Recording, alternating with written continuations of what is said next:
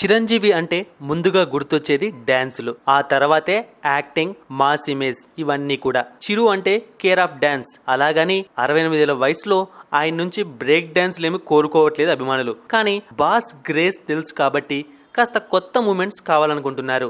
కానీ ఖైదీ నంబర్ 150 నుంచి same steps repeat అవుతున్నాయనే విమర్శలు వస్తున్నాయి.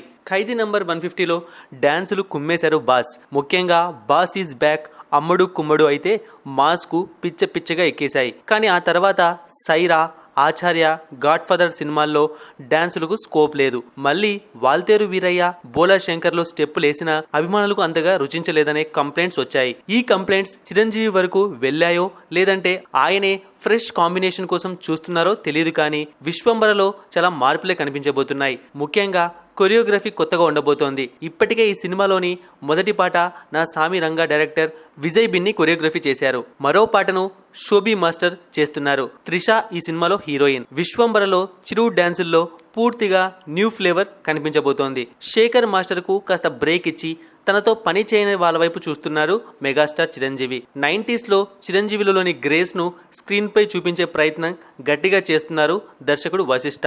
ఇక ఇందులో చిరు చెల్లెలిగా ఇషా చావ్లా, రమ్య పసుపులేటి, సురభి, అశ్రిత వేముగంటి నటిస్తున్నారు. సంక్రాంతి 2025కు ఈ సినిమా రానుంది.